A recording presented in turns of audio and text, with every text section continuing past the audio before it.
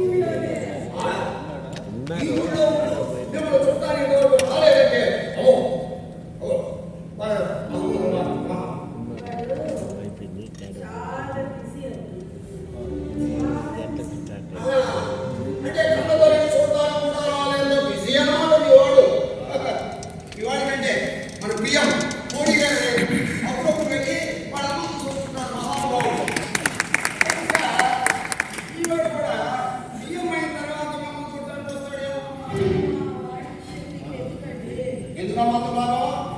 ఇదే మీ అబ్బాయి వచ్చాడు. వచ్చాడు వచ్చాడు. అది పొలంలో వచ్చాడు.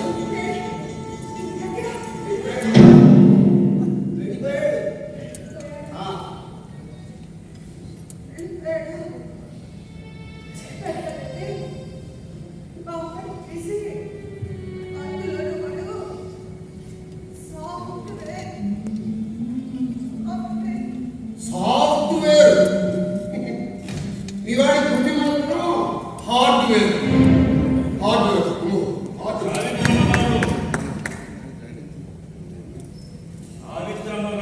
ఏమయ్యా అనంతరని గెలిపెట్టి పిలుస్తున్నావు?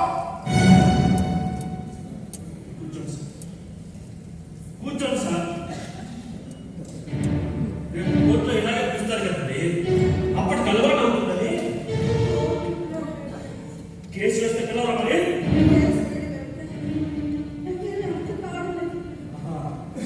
అర్థం కాకుండా కేసు వేసారా? నేను అది అడుగుతున్నాను, మొత్తం ఏం కేసు వేసారా అని. మరి ఇంకెలా మాట్లాడుకుంటావు? కేసు వేస్తుందంటే ఇంకెలా మాట్లాడుకుంటావు? నా కొడుకు నన్ను చూడటం లేదు, చూడటానికి రావడం లేదు, నేను ఇలా తెలియకపోతున్నాను. నా కొడుకు నుంచి నాకు మనోవర్తి ఇప్పించాలని మాట్లాడవే. కొడుకు పడిపోయిందా?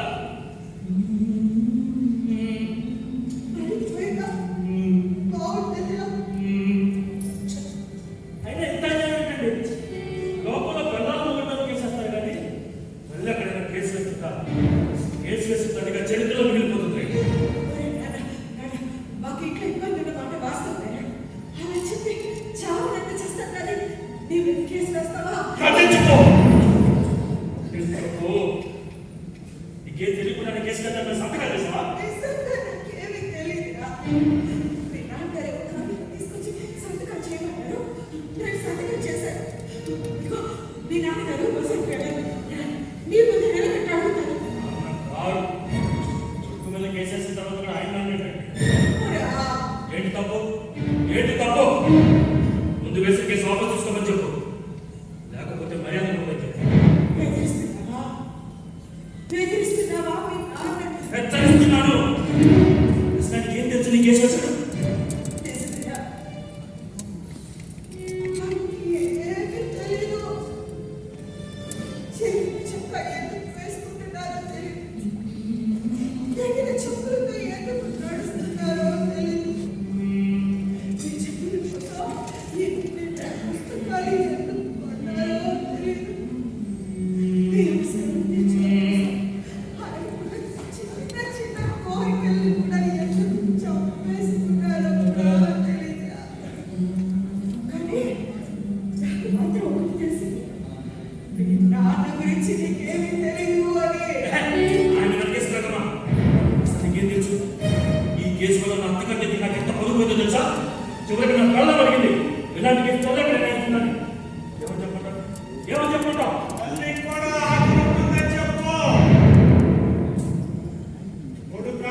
చూసుకోవాల్సిన బాధ్యత నీదని చట్టంలో రాసిందని చెప్పరా? రాసిందని చెప్పు నీ పిల్లలకి. చట్టం ఏదైనా చెప్పండి. ఈ కేసు వాపసు తీసుకోండి.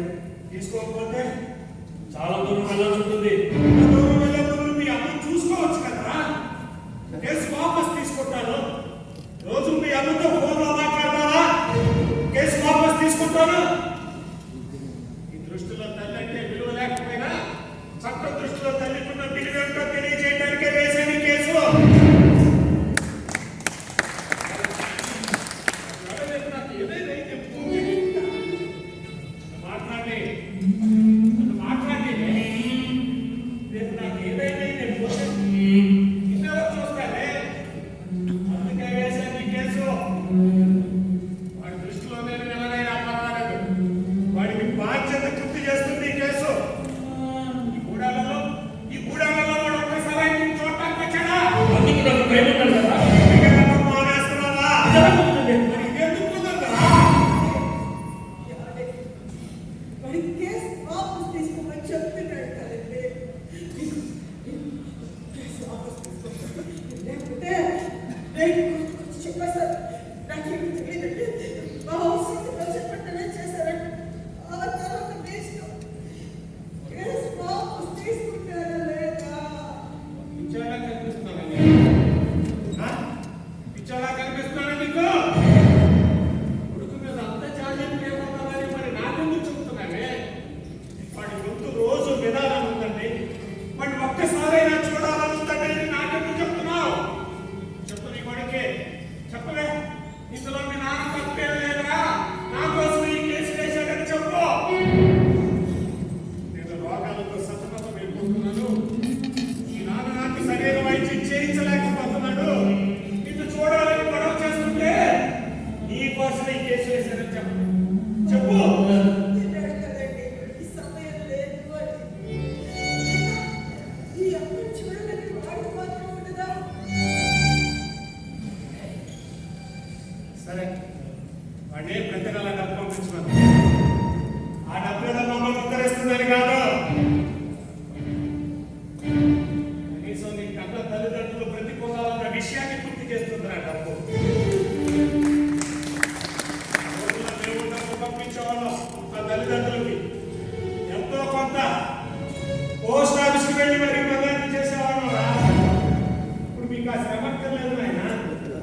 కోల్పోయిన గూగుల్ పేలు వచ్చాయి కదా, క్షణాల్లో వచ్చి పడుతుంది డబ్బు. తల్లిదండ్రులకి డబ్బు పంపించాలన్న ధ్యాస మీకుంటారే కానీ. ఇప్పుడు అర్థమైంది నాకు. అంటే డబ్బు కోసమే ఈ కేసు వేశారు అనమాట.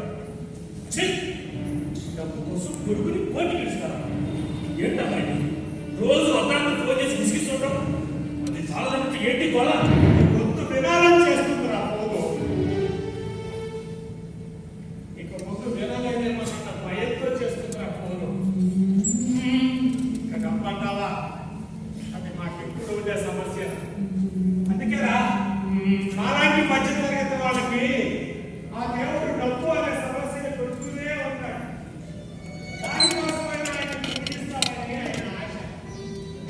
నేను పూజిస్తూ ఉంటాను కూడా. కోరికలు కోరుతూ ఉంటాం. మాకు అది చేయి దేవుడా, ఇది చేయి దేవుడా అని. ఏయ్, అప్పుడప్పుడు మా కోరికలు తీరుస్తుంటారు. అందుకేరా దేవుడు కూడా హుండీ ఎప్పుడు నిండుగానే ఉంటుంది. మాలాంటి మధ్య తరగతి వాడి పరిస్థితి ఎప్పుడు ఖాళీగానే ఉంటుంది. నా పని నేను ఓపెన్ చేస్తాం. సేమ్ ఈ సమస్యలు చెప్తుంటాను కానీ నా గురించి ఆలోచించలే. నేను ఫ్లాట్ కొన్నాను, ఈఎంఐ కట్టాలి. కార్ కొన్నాను, ఈఎంఐ కట్టాలి. జోలి కోర్టు కూడా ఈఎంఐ కట్టాలి సార్.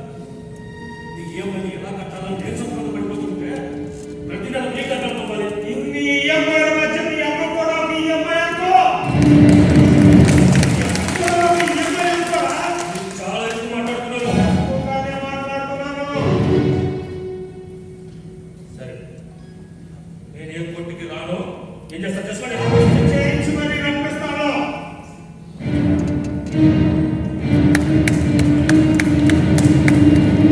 ఫస్ట్ చేసి రప్పిస్తాను.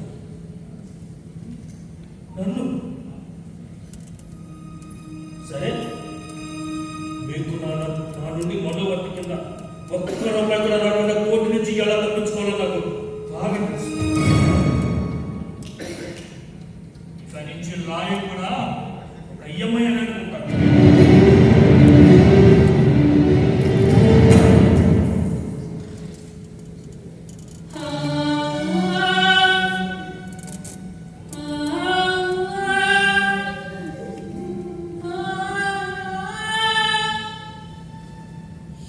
నేను తప్పు చేశాను సార్. నేను ఎప్పుడు తప్పు చేయను. వాడు మిమ్మల్ని అందరినీ ఆడుకుంటూ ఉంటే వాడు శిక్షించాలి అన్నంత కోపం వచ్చింది నాకు. కానీ కన్న బిడ్డ కదా, ఏమీ అనలేకపోయాను. నాకు ఏం చేయాలో అర్థం కావట్లేదు. నువ్వు క్యాన్సర్ పేషెంట్ అని తెలుసుకోవడం వాడు నీ పట్ల ఇంత కఠినంగా మాట్లాడతాడు అనుకోలేదు.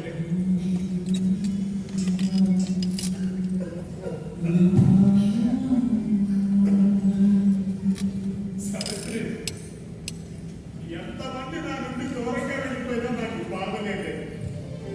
కానీ నువ్వు ఒక్కదానివి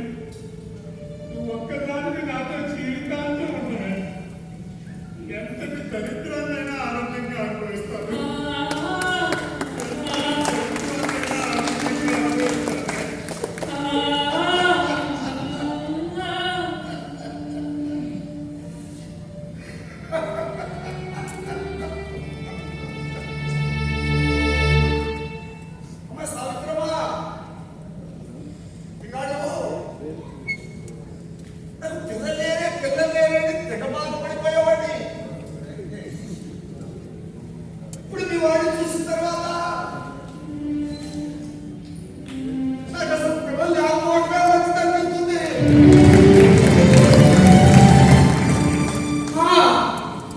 ఇవాడు కొడుకులా లేడమ్మా, గత జన్మలో పురువాడి మాదిరిగా ఉన్నాడు. మరి ఈ జన్మకు తీరదు, ఈ జన్మకు తీరదమ్మా. వస్తానమ్మా, వస్తాను.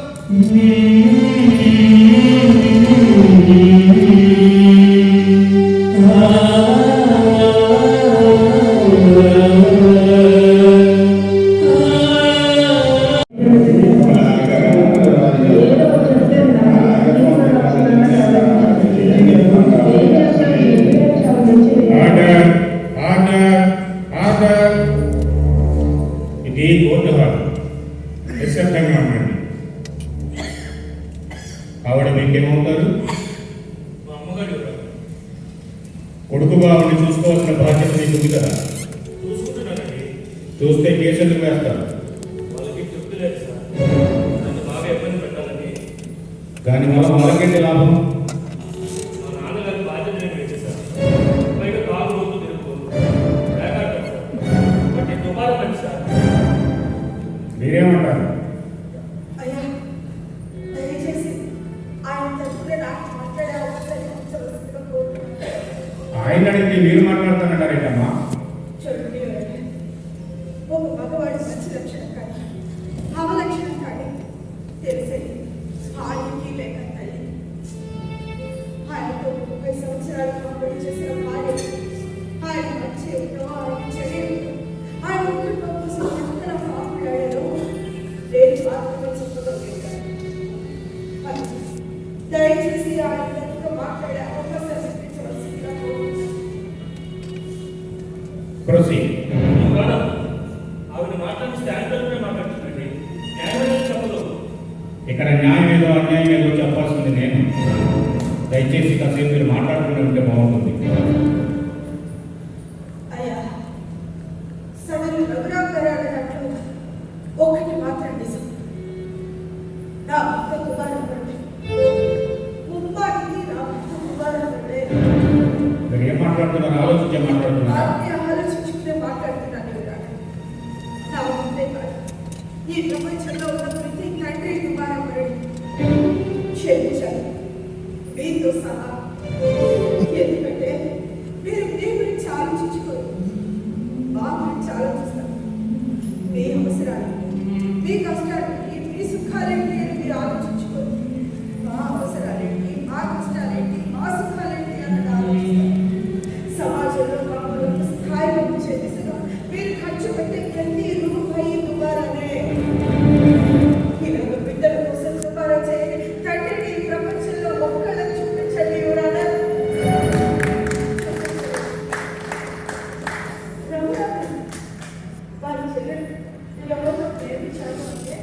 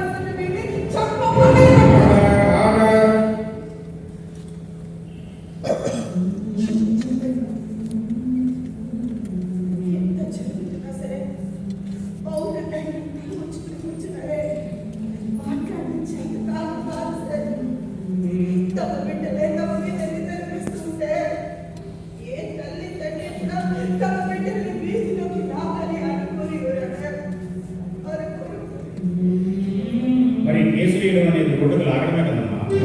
మీరు చెప్పిన దాని ప్రకారం మీ భర్త మీరు కలిసి ఎందుకు చేసినట్టు? స్వార్థం సార్.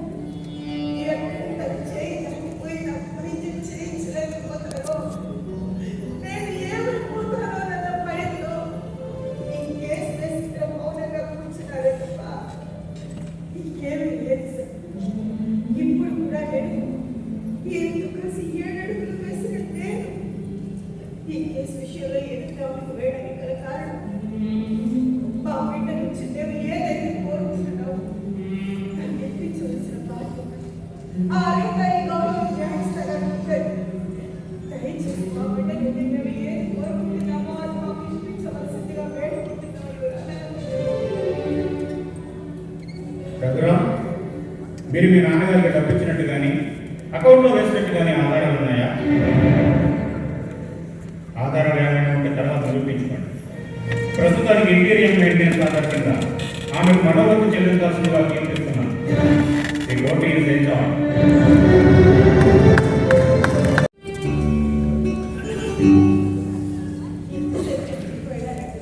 బ్రతకడానికి ఏదో దారి చూసుకోవాలి కదా. మనకి ఏమన్నా తాతలు ఇచ్చిన ఆస్తులు ఉన్నాయా? డబ్బు బ్రతకడానికి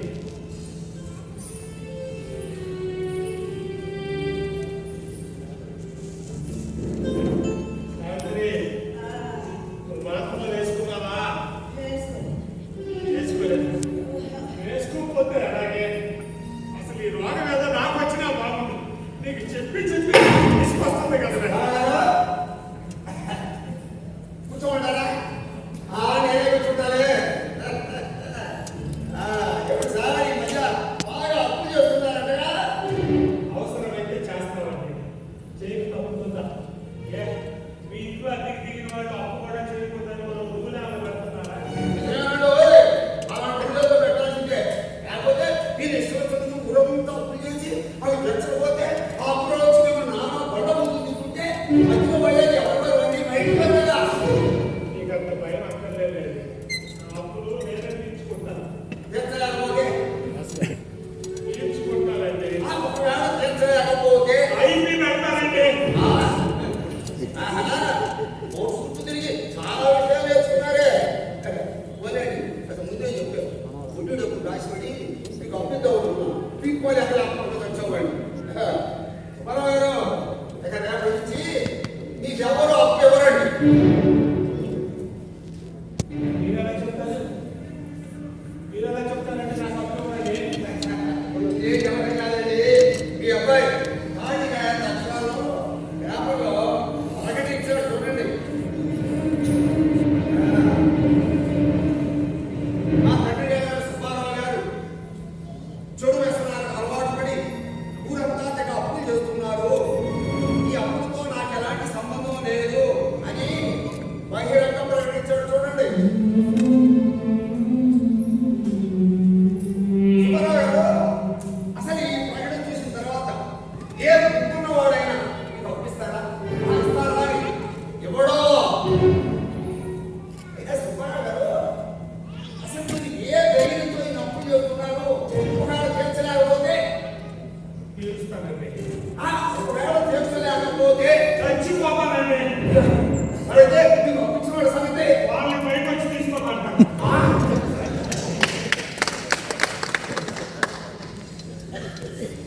అలాగే అలాగే కానివ్వండి. వాము వాము ఎంత లెక్కించాడు ఎందుకంటే కంటికి ఎందుకు ఖాళీ చేయించాడు. లేకపోతే నా రెండు కూడా పైకి వచ్చి తీసుకోమంటాడేమో. మంచి నాయకుడు ఉన్నాడు. మరి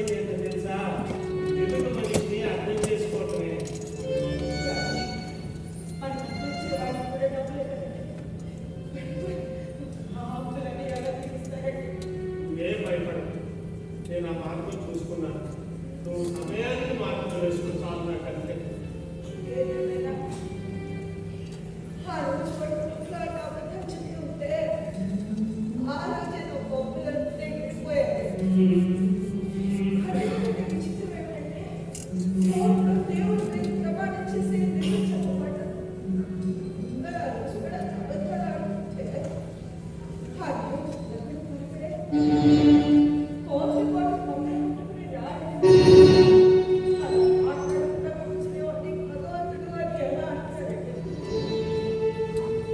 ఏదేమైనా నేను చాలా కష్టపడ్డానండి. భార్యను కడముట్లోనే కానీ విడాకులు ఇవ్వడానికి పంపిస్తున్నారు. కానీ మీరు అలా కాదండి. మీరు మనుషుల్లో దేవుడు. నేను ప్రేమకు దిగలేకపోతున్నాను. నాకు కావట్లేదు. నాకు ప్రేమ ఇవ్వాలి. ఆ ప్రేమ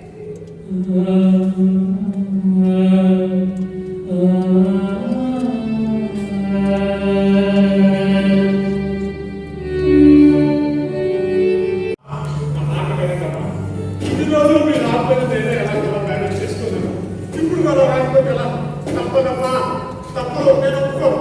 మీరు వస్తున్నారంటే అంతేనమ్మా. ఉంటాను. పర్వాలేదా? సుబ్బారావు గారు, కూర్చోమంటారా? నేను కూర్చుంటాను. ఏంటంటే ఏంటంటే మీరు చేస్తుందని నేను 2 రోజులు కూర్చోలేదు. అంటే చెప్పేవాడిని మీకు పైన నేనేం చేశానండి? ఏం చేసేవాడు అంటున్నారండి? సత్య మనిషి ఇంట్లో పెట్టుకొని సమాన్ని ఎవరైనా ఇంట్లో పెట్టుకున్నారా? మా అబ్బాయి రావాలండి. వాడి కోసం ఎదురు చూస్తున్నాను. అబ్బాయి ఎందుకు వస్తాడండి? ఎందుకు వస్తాడు? మీ మధ్య మాటలు లేవుగా. చనిపోయిన వాడి కథ తెలియదు. వాడు తప్పకుండా వస్తాడు. వస్తే వస్తాడు, పోతే పోతాడు. ఇవన్నీ నాకు అనవసరం అండి. ముందు ఆ శవాన్ని బయటపడేయండి. ఏంటండి, నా పరిస్థితి తెలిసి నన్ను పరామర్శించడానికి వచ్చారనుకున్నాను. కానీ ఇంత కఠినంగా మాట్లాడతారని అనుకోలేదండి. ఇవన్నీ నాకు అనవసరం అండి. ముందు ఆ శవాన్ని బయటపడేయండి. అది ఇంకోటి బాబు. అనుకున్నానండి. నేను అలా అనుకోలేదే. మా అమ్మ చనిపోయింది, ఇంట్లోనే ఉంచాను. మా నాన్న చనిపోయాడు, ఇంట్లోనే ఉంచాను. ఒక మనిషి శరీరంలో ప్రాణం పోయినంత మాత్రాన నా దృష్టిలో ఆవిడ విలువ తగ్గినట్టు కాదు. అది అమ్మాయినా, నాన్నైనా, చెల్లైనా, తమ్ముడైనా, చివరికి మీరైనా సరే. అది మీ సొంత గొప్ప, ఇది అంత గొప్ప. ఇక్కడ నాకు కుదరదండి. మీరు మా సాంప్రదాయాన్ని పాటించాలి. ఒకవేళ మేము పోయినా అంతే. ఒకవేళ నేను చస్తే ఇంట్లో రాను, బయట వస్తాను. అలాగే చదువుగారు. సుబ్బారావు, మర్యాదగా చెప్తున్నాను. ముందు ఆ శవాన్ని బయటపడేస్తానా లేకపోతే నన్ను లాగే వదలమంటారా? ఇదిగో, అనవసరమైన అనవసరం ఎన్నడూ వస్తున్నానండి. వాడి కోసం చూస్తున్నానండి. ఇదిగో, దయచేసి సుబ్బారావు గారు మర్యాదగా చెప్తున్నాను. అడగండి.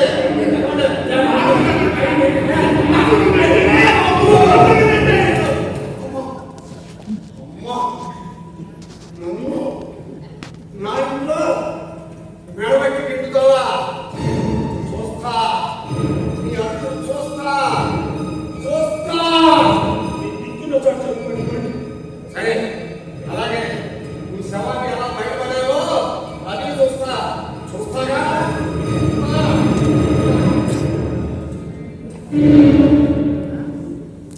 ఏంటండి ఇది? తెలివి చెప్పినంతలో తెలియలేదు అమ్మపోయిందని. ఎప్పుడు పోయింది? 2 రోజులు అయిందిరా. నాకెందుకు ఫోన్ చేయలేదు?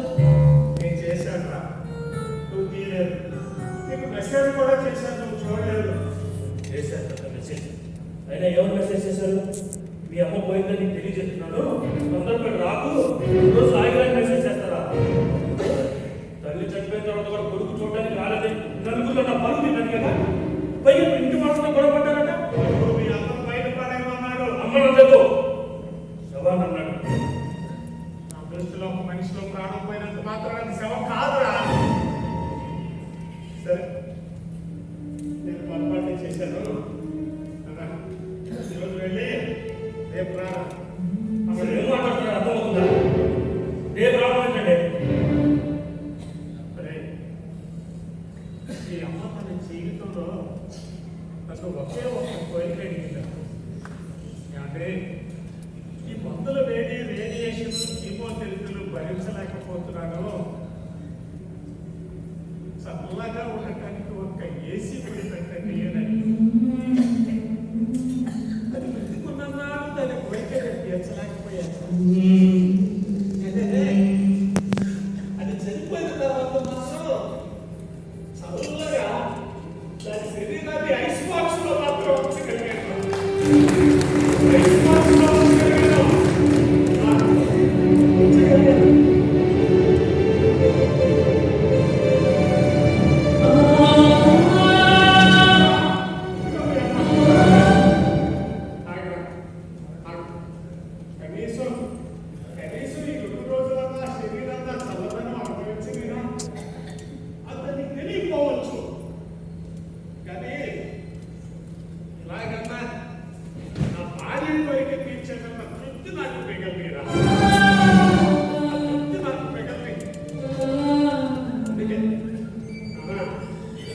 ఈరోజు వెళ్ళి రేపు రాదా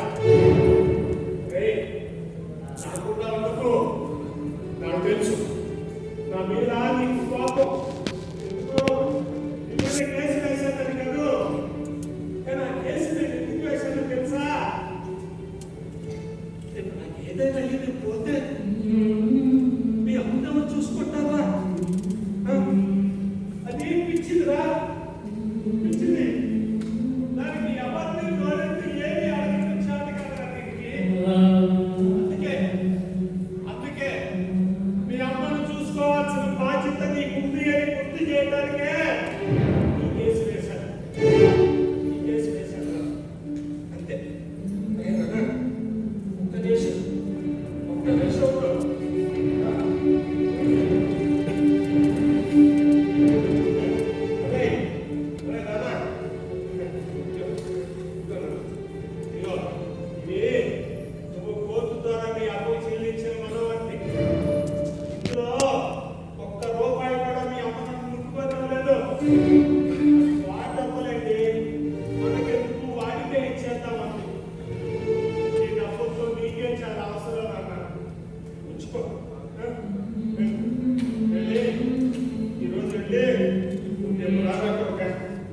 ఈ లోపల మీ అమ్మతో నేను మాట్లాడుకోవాల్సిన విషయాలు చాలా ఉన్నాయి.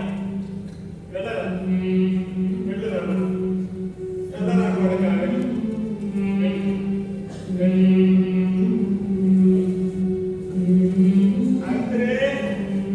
సావిత్రి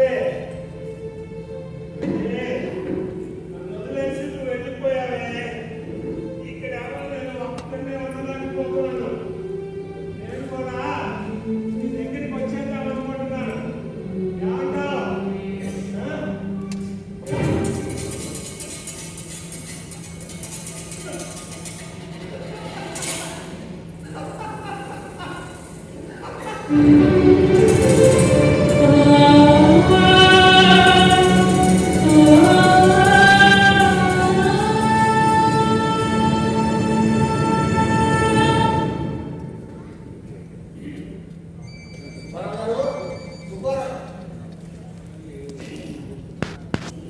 సుబ్బారావు గారు, రాత్రంతా బాగా ఆలోచించానండి. తప్పు నాదే. మావిడ నన్ను అడిగింది, నువ్వేంటి చచ్చిపోతే నన్ను కూడా బయటపడేసి ఇంట్లో కూర్చొని ఏడుస్తారా అని. ఇప్పుడు అర్థమైందండి నాకు నేను అంత తప్పుగా ప్రవర్తించాను. సుబ్బారావు గారు, మీరెంత బ్యాలెన్స్గా ఇతరుల మీద వారిపోయి బతుకుతున్నా నేను మనిషినేనండి. నాకు మనసు ఉంటుంది. నా తల్లి చేతి కాపీ విశ్వాసం ఉంటుంది. సుబ్బారావు గారు, అవ్వలేదండి. ఇక్కడే ఉంటుంది. ఇన్ని రోజులైనా ఇక్కడే ఉంచండి. మీ అమ్మాయి వచ్చే వరకు నేను కూడా మీ తోడుగా ఇక్కడే ఉంటాను. కూర్చోమంటారా? నేనే కూర్చుంటాను.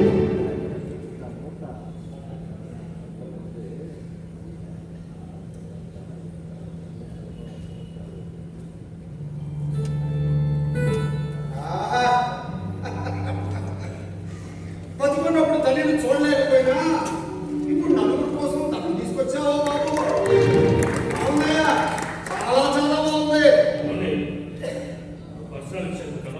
ఒకసారి కోర్టు నెట్టెక్కిన తర్వాత మన జీవితంలో పర్సన్ అంటూ ఏముండదు, అంతా పబ్లిక్కే. సుబ్బారావు గారు, మీరేమంటారు? మీరేమంటారండి సుబ్బారావు గారు? సుబ్బారావు గారు,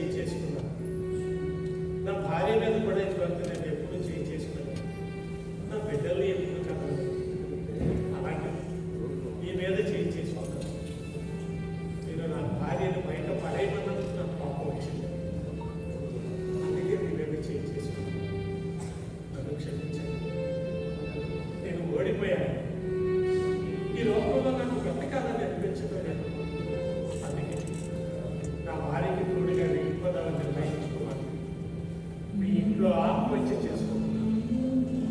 దయచేసి నేను ఆత్మహత్య చేసుకున్న విషయం ఎవరికి తెలియనివ్వదు.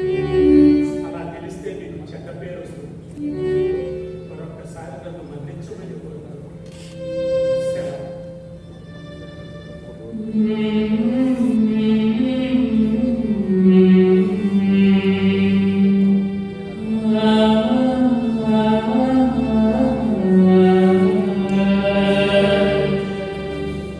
ఎంత పని చేశారండి, కుక్కలు పడ్డారండి, చాలా కుక్కలు పడ్డారు. మీరు ఆత్మహత్య చేసుకోవడం ఏంటండి?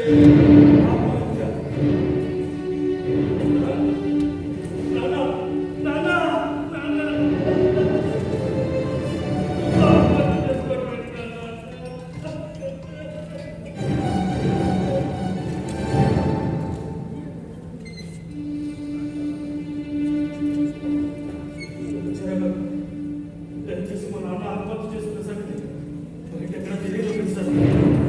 నలుగురిలో నాకు అనుకోతుందండి.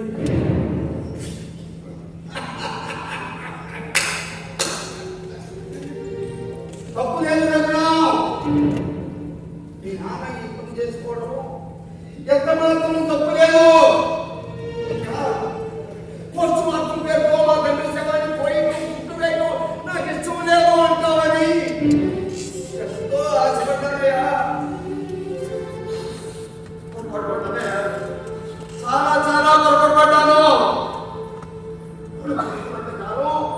పరువు అని బాధపడ్డా నువ్వు ఇప్పుడు పరువు కోసం మాట్లాడుతున్నావు.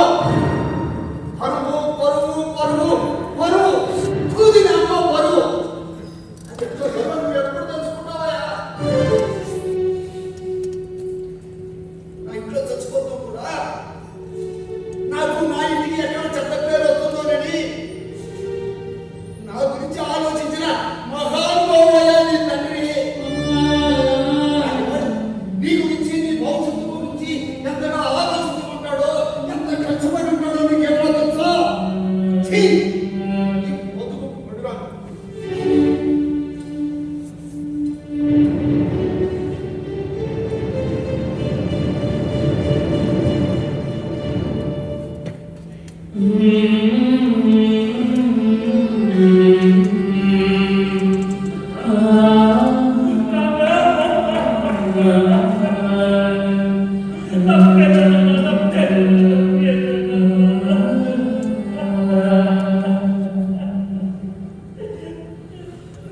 ఇప్పుడు నువ్వు ఎంత ఏడ్చినా ఆగిపోయిన ఆ గుండె తిరిగి కొట్టుకోదు. నువ్వెంత బాధపడినా పోయిన ప్రాణాలు తిరిగి రావు. ఏం చేసినా బతికున్నప్పుడే చేయాలి. బతికున్నప్పుడే చేయాలి. తల్లిదండ్రుల ప్రేమ ఓ చెరిగిపోని చిరునామా. నిజమైన భార్యాభర్తల ప్రేమ కూడా ఓ చెరిగిపోని చిరునామాయే. చెరిగిపోని చిరునామాయే.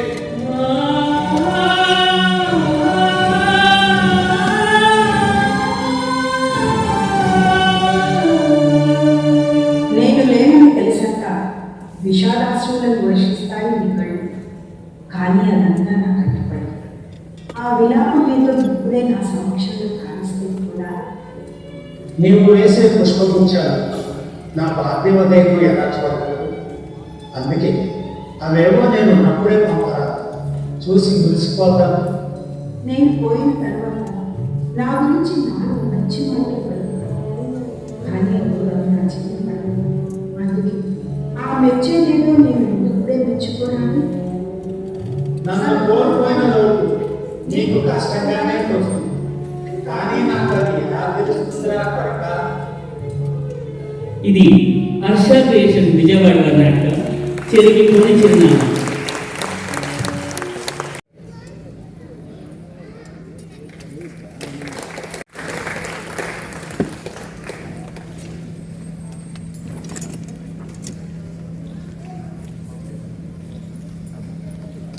ప్రదర్శన పారితోషికం.